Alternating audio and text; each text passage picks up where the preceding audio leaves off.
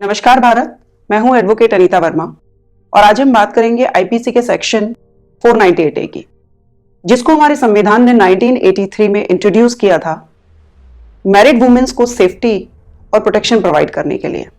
इस 498A section को हम थोड़ा कहानी की तरह समझते हैं।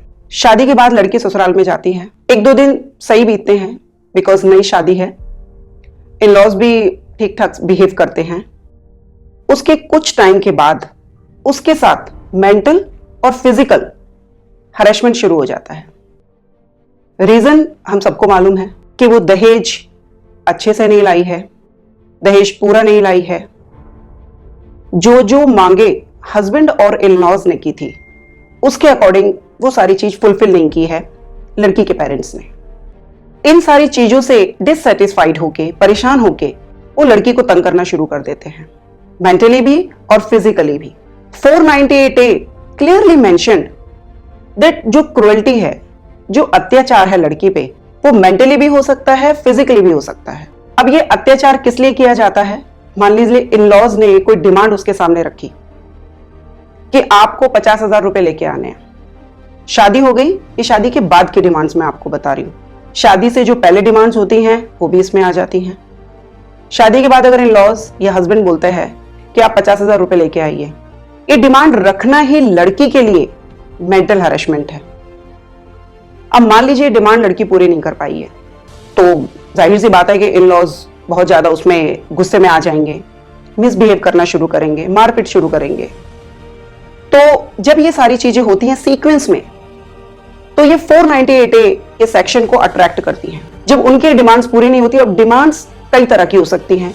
इन लॉज या हस्बैंड या उनके रिलेटिव्स ये कह सकते हैं कि आप पैसा लाइए अपने पेरेंट्स के घर से, वो गोल्ड की डिमांड रख सकते हैं, एक्सपेंसिव गिफ्ट्स की डिमांड रख सकते हैं, गाड़ी की डिमांड रख सकते हैं। डिमांड किसी भी तरह की हो सकती है, लेकिन जिस डिमांड से लड़की को मेंटल और फिजिकल हरेसमेंट हो रहा है वो 498A के ऑफेंस को अट्रैक्ट करता है। अब हरेसमेंट किस तरह से वो करेंगे? मान लीजिए उन्होंने बोला कि आप गोल्ड लेके आइए और लड़की गोल्ड नहीं लाई है, उसको वो मारपीट शुरू कर सकते हैं, गालियां दे सकते हैं। उसके बीमार पड़ने पर उसको डॉक्टर के पास नहीं ले जा रहे हैं, खाना प्रॉपर नहीं दे रहे हैं, फैमिली से बात नहीं करने दे रहे हैं। ये सब 498A में ही कवर होता है। अगर इस तरह के हरेसमेंट आप में से किसी के भी साथ हो रही है, तो अब आपने स्टेप्स क्या लेने हैं उनको आप ध्यान से सुनिएगा।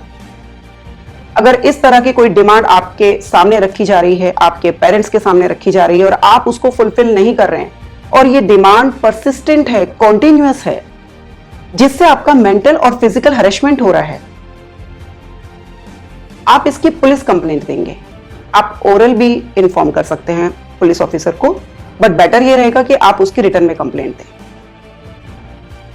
ये 498A का ऑफेंस कॉग्निजेबल ऑफेंस होता है, यानी पुलिस ऑफिसर को, आपके इन-लॉज को और हस्बैंड को या उनके रिलेटिव्स को जो भी आपके ऊपर अत्याचार कर रहे हैं, जो मेंटल और फिजिकल वायलेंस आपके ऊपर कर रहे हैं, बिना किसी की परमिशन के आईओ साहब उनको अरेस्ट कर सकते हैं। आईओ को आपके हस्बैंड, इन-लॉज या रिलेटिव्स को अरेस्ट करने के लिए कोर्ट की परमिशन की जरूरत नहीं है, बट हां आपकी एक कंप्लेंट की जरूरत है। अगली बात हम आते हैं कि आपने इसमें कंप्लेंट कर दी। कंप्लेंट आप कितने पीरियड तक कर सकते हैं? ये का जो लिमिटेशन है वो 3 साल तक होता है।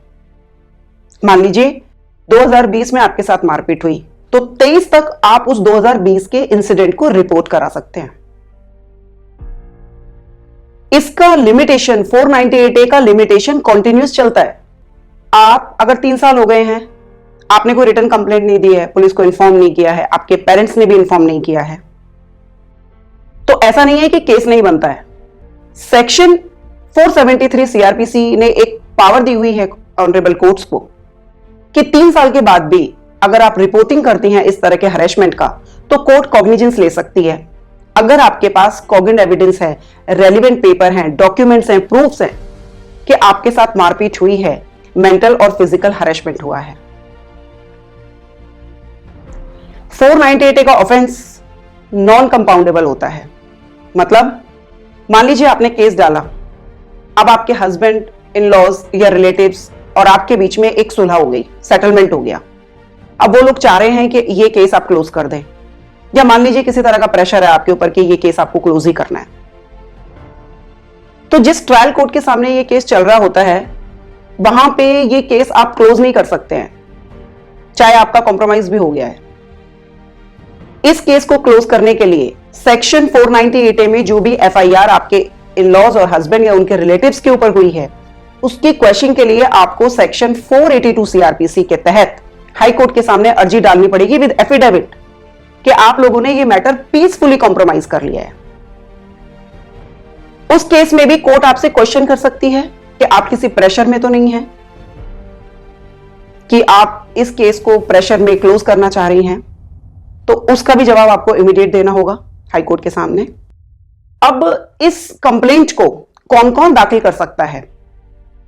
सबसे पहले तो it is very important, even I would say, मान लीजिए लड़की कंप्लेंट नहीं दे पाती है तो उसके पेरेंट्स दे सकते हैं, उसके रिलेटिव्स भी दे सकते हैं।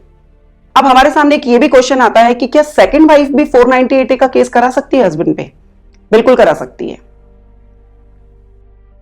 दूसरा क्वेश्चन आता है कि अगर लिव इन पार्टनर है, वाइफ भी है और हस्बैंड के साथ कोई लिव इन पार्टनर भी रह रही है, तो क्या लिव इन पार्टनर 498A में केस करा सकती है?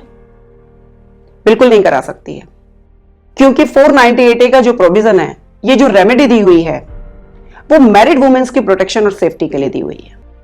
तो आप में से किसी के भी साथ अगर इस तरह की प्रॉब्लम हो रही है, मेंटल और फिजिकल अत्याचार हो रहा है डॉरी के लिए, अनलॉफुल डिमांड को पूरा करने के लिए, तो आप इस मैटर को अपने तक ना रखें, उसको पुलिस रिपोर्ट में बदलें, पुलिस को इंफॉर्मेशन दें।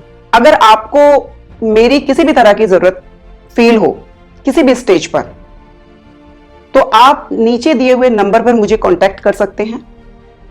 मेरी लीगल टीम आपको इमीडिएटली कांटेक्ट करेगी और आपकी हेल्प करेगी।